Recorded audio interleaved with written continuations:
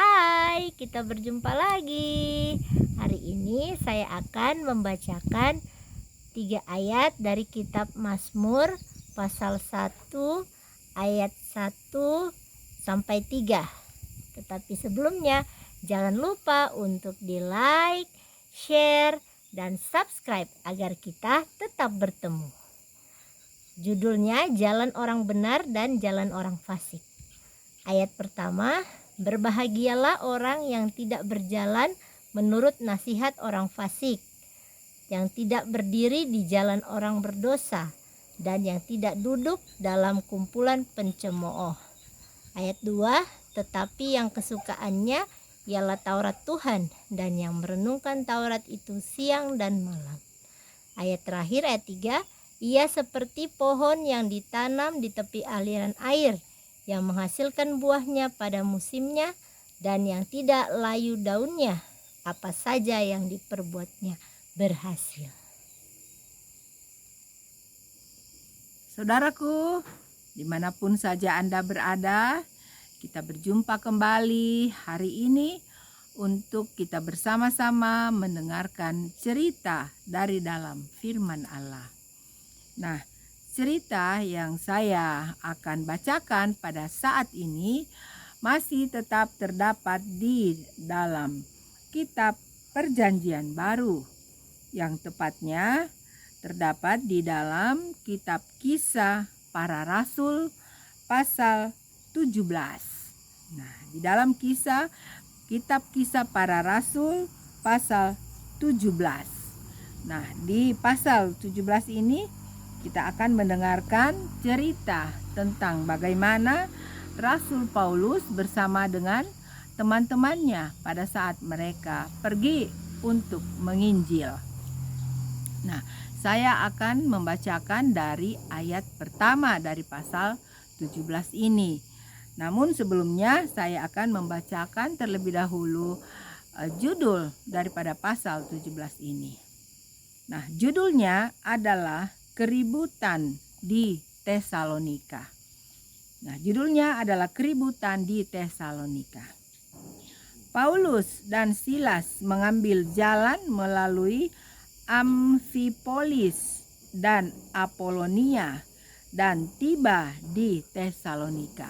Nah, jadi diceritakan bahwa perjalanan Paulus dan Silas, ya. Jadi mereka dikatakan akan pergi ke tempat yang bernama Tesalonika.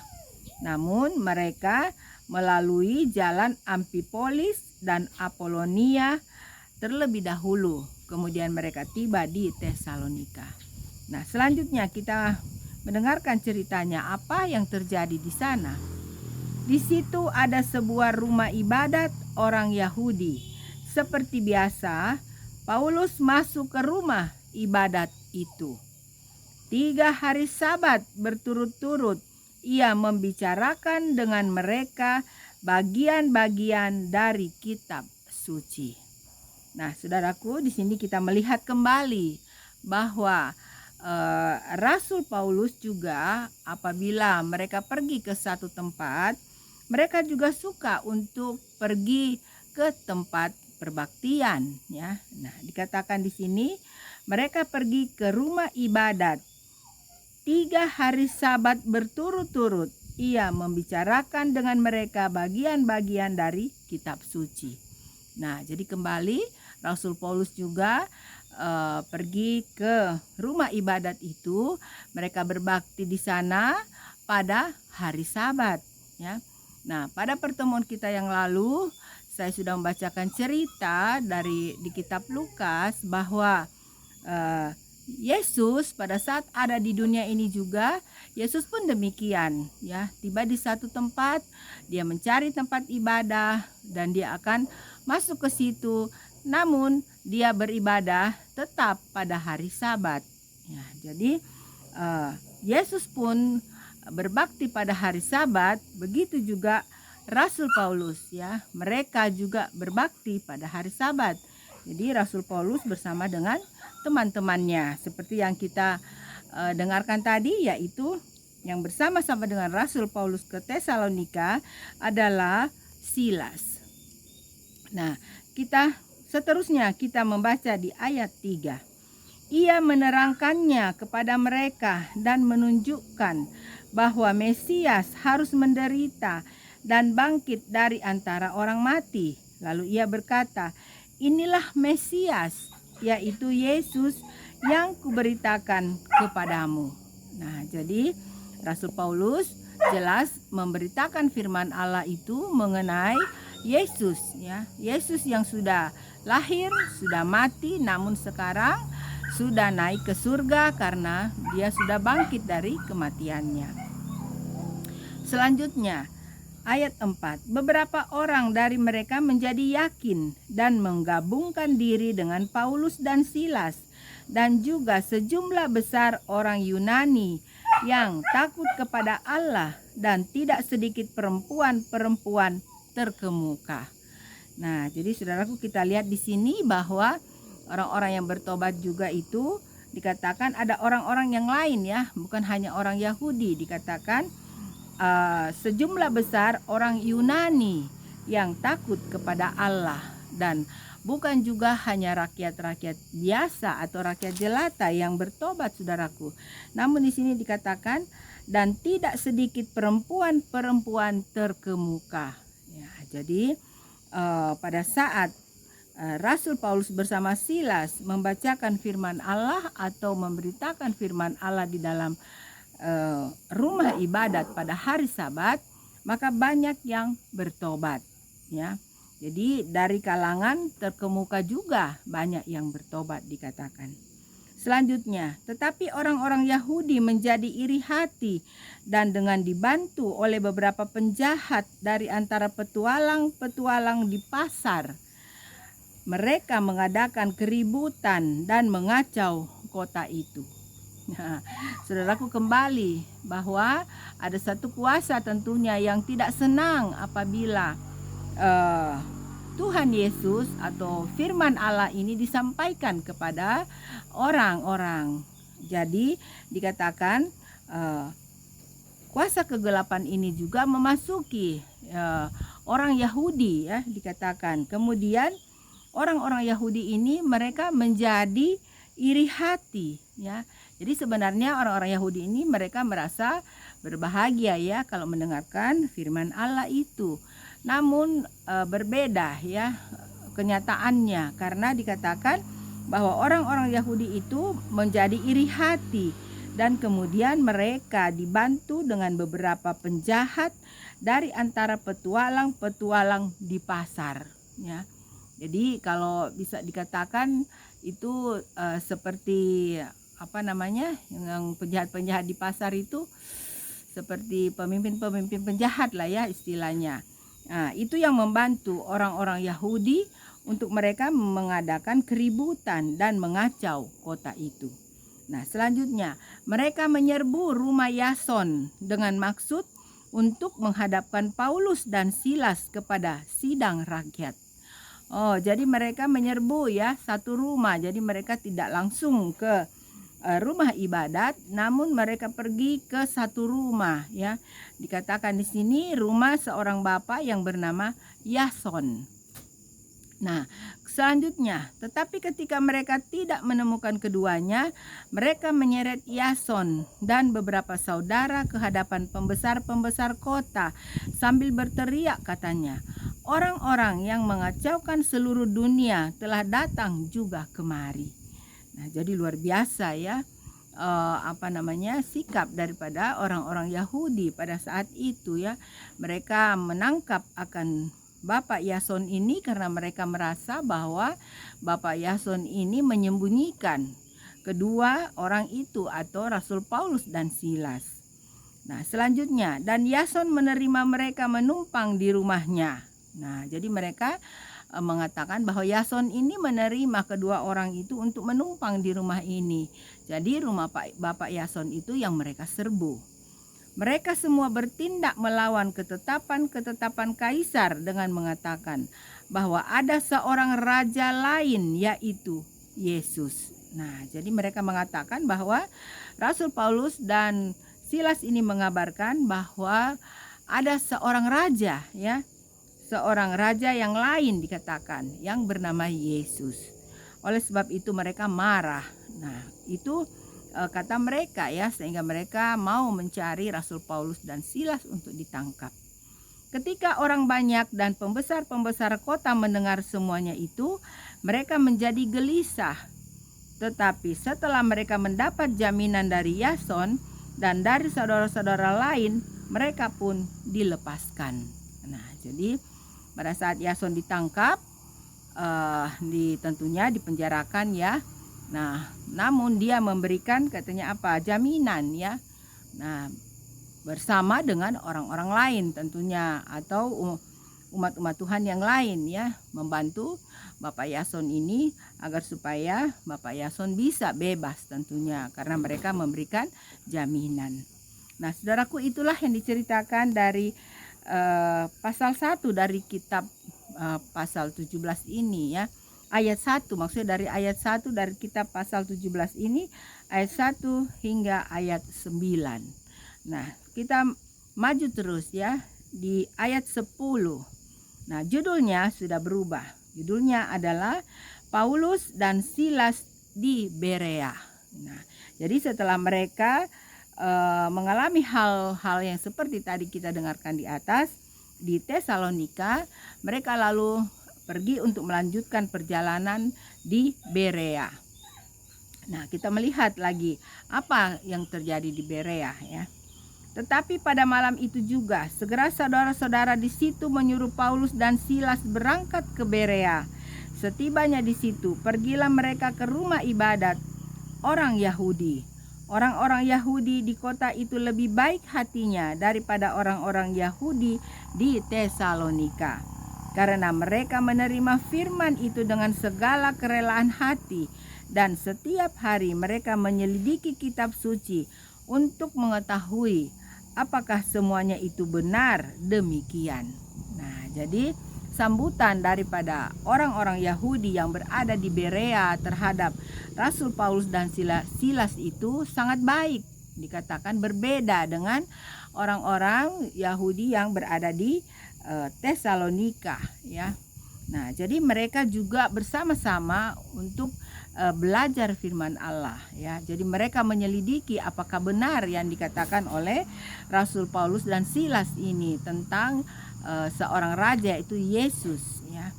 Nah, selanjutnya, banyak di antara mereka yang menjadi percaya, juga tidak sedikit di antara perempuan-perempuan terkemuka dan laki-laki Yunani. Nah, saudaraku, kita melihat kembali bahwa firman Allah ini bukan hanya diperuntukkan oleh orang-orang Yahudi, namun orang-orang yang bukan Yahudi juga ya. Katakan di sini orang-orang Yunani ya, dan perempuan-perempuan terkemuka ya. Jadi firman Allah ini sudah menyebar ya, sudah menyebar sampai ke luar daripada bangsa Yahudi ya. Nah, selanjutnya, tetapi ketika orang-orang Yahudi dari Tesalonika tahu bahwa juga di Berea telah diberitakan firman Allah oleh Paulus, datang jugalah mereka ke sana menghasut dan menggelisahkan hati orang banyak. Saudaraku ya, kita ketahui di sini bahwa kuasa kegelapan itu tidak tinggal diam ya. Ada video yang lalu juga saya sudah katakan bahwa iblis selalu mengincar ya, mengincar akan umat-umat Tuhan ya, yang selalu membicarakan firman Allah. Berbagai-bagai cara daripada kuasa kegelapan untuk mau meruntuhkan iman atau menggagalkan akan firman Allah yang disampaikan. Namun tidak bisa, saudaraku ya, karena firman Allah lebih kuat daripada kuasa kegelapan. Nah, kita lanjutkan. Nah, ini pun yang terjadi di Berea. Jadi pada saat mereka mengetahui, atau orang Yahudi mengetahui yang ada di Tesalonika, bahwa firman Allah ini diterima oleh orang-orang di Berea, maka mereka juga datang untuk membuat kericuhan ya. Kita dengarkan selanjutnya. Tetapi saudara-saudara menyuruh Paulus segera berangkat menuju ke pantai laut, tetapi Silas dan Timotius masih tinggal di Berea. Oh, jadi solusi ya, solusi orang-orang di Berea pada saat itu atau umat-umat Tuhan di Berea pada saat itu untuk supaya mereka meredam kemarahan mereka atau orang-orang Yahudi yang marah ini, mereka menyuruh untuk Paulus pergi dulu ya, keluar dulu dari Berea. Dikatakan Paulus segera berangkat menuju ke pantai laut. Nah, namun dikatakan Silas dan Timotius mereka berdua masih tinggal di Berea. Nah, selanjutnya orang-orang yang mengiringi Paulus menemaninya sampai di Athena, lalu kembali dengan pesan kepada Silas dan Timotius supaya mereka selekas mungkin datang kepadanya. Nah, jadi Rasul Paulus dulu benar yang mereka amankan ya. Dikatakan orang-orang menemaninya sampai ke Athena ya. Nah, setelah itu mereka pulang dan menyuruh kemudian Silas dan Timotius menyusul Rasul Paulus ke Athena. Nah, saudaraku, ini yang diceritakan dari ayat 10 sampai ayat 15. Nah, kita lanjut di ayat 16 ya. Judulnya sudah berubah, yaitu Paulus di Athena. Nah, kita melihat lagi kira-kira apa yang terjadi ya di Athena di dalam perjalanan pelayanan Rasul Paulus ini. Sementara Paulus menantikan mereka di Athena, sangat sedih hatinya karena ia melihat bahwa kota itu penuh dengan patung-patung berhala.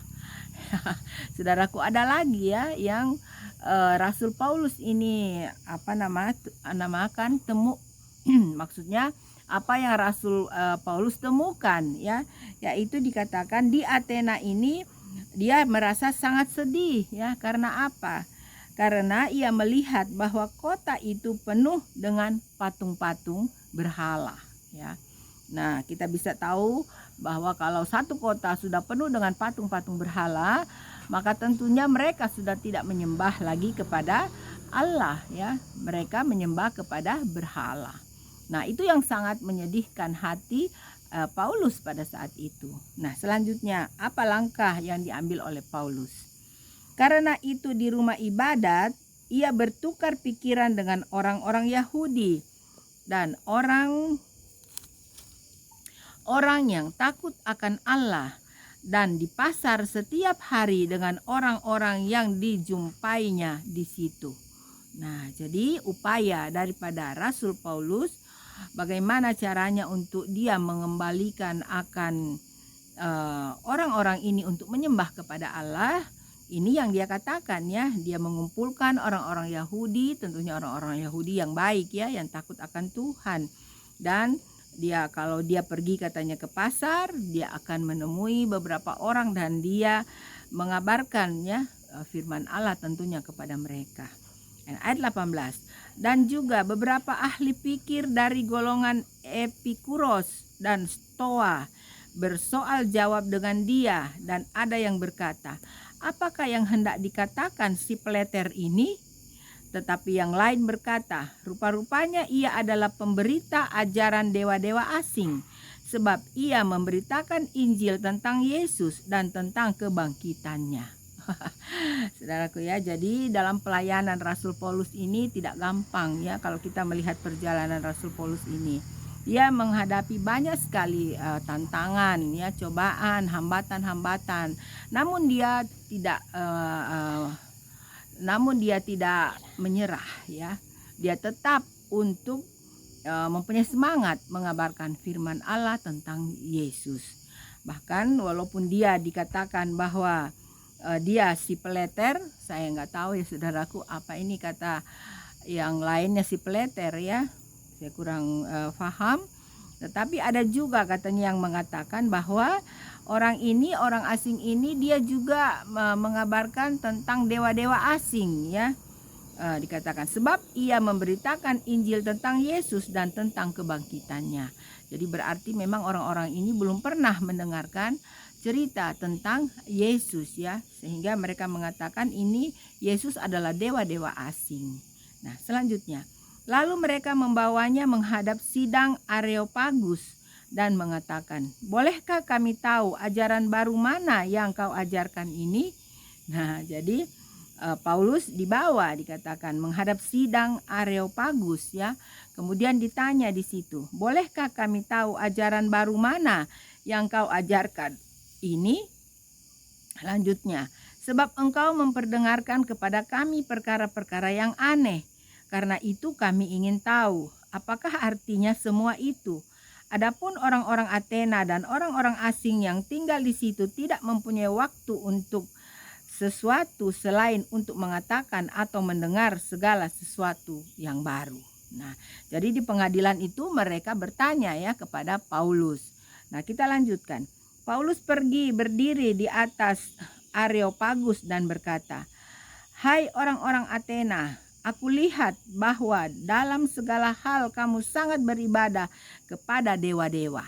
Nah, inilah jawaban daripada Paulus ya. Dikatakan dia pergi berdiri di atas Areopagus ya dan berkata, "Hai orang-orang Athena, aku lihat bahwa dalam segala hal kamu sangat beribadah kepada dewa-dewa. Sebab ketika aku berjalan-jalan di kotamu dan melihat-lihat barang pujaanmu, aku menjumpai juga sebuah mezbah dengan tulisan kepada Allah yang tidak dikenal. Apa yang kamu sembah tanpa mengenalnya, itulah yang kuberitakan kepada kamu." Ya, saudaraku, begitu luar biasa ya. Jadi Roh Kudus tentunya memberikan hikmat ya kepada Paulus ya untuk bagaimana menjawab atau memberikan pengertian kepada orang-orang pada saat itu. Nah, dia mengatakan bahwa pada saat dia berjalan-jalan, dia melihat katanya ada sebuah mezbah dan ada tulisan yang mengatakan kepada Allah yang tidak dikenal. Nah, kepada Allah yang tidak dikenal. Nah, kemudian Rasul Paulus mengatakan, apa yang kamu sembah tanpa mengenalnya, itulah yang akan kuberitakan kepadamu. Ya, jadi orang-orang ini menyembah kepada berhala mereka yang mereka tidak kenal. Ya, saudaraku, jadi Paulus mengatakan, saya akan kasih tahu kepada kamu yang kamu sembah itu sebenarnya dewa yang mana. Ya, sehingga kamu mengenalnya tentunya. Nah, selanjutnya, Allah yang telah menjadikan bumi dan segala isinya, Ia yang adalah Tuhan atas langit dan bumi, tidak diam dalam kuil-kuil buatan tangan manusia. Nah, jadi Paulus mengatakan Allah pencipta langit dan bumi itu Dia tidak tinggal diam di dalam kuil-kuil buatan tangan manusia. Nah, selanjutnya, dan juga tidak dilayani oleh tangan manusia seolah-olah ia kekurangan apa-apa, karena dialah yang memberikan hidup dan nafas dan segala sesuatu kepada semua orang. Nah, jadi Tuhan Allah itu enggak dilayani oleh manusia ya, seperti mereka ya, waktu mereka menyembah berhala, tentunya orang-orang yang mengurus akan berhala itu ya. Rasul Paulus mengatakan bahwa Tuhan Allah pencipta langit dan bumi itu tidak seperti itu ya. Jadi dia bukan diurus oleh manusia, karena dia adalah Allah pencipta segala sesuatu yang ada di bumi ini. Nah, selanjutnya, dari satu orang saja ia telah menjadikan semua bangsa dan umat manusia untuk mendiami seluruh muka bumi, dan ia telah menentukan musim-musim bagi mereka dan batas-batas kediaman mereka, supaya mereka mencari Dia dan mudah-mudahan menjamah dan menemukan Dia, walaupun Ia tidak jauh dari kita masing-masing. Sebab di dalam Dia kita hidup, kita bergerak, kita ada, seperti yang telah juga dikatakan oleh pujangga-pujanggamu. Nah, jadi ajaran atau firman Allah yang disampaikan oleh Paulus ini luar biasa ya, saudaraku ya. Dia membuka akan pikiran daripada orang-orang pada saat itu untuk mengetahui siapa itu dewa yang seharusnya mereka sembah ya. Dewa yang mana yang mereka harus sembah, yaitu tidak lain adalah Allah yang maha kuasa, pencipta langit dan bumi ya, pencipta alam semesta yang bukan diurus oleh manusia ya. Nah, itu yang disampaikan oleh Paulus pada saat itu ya.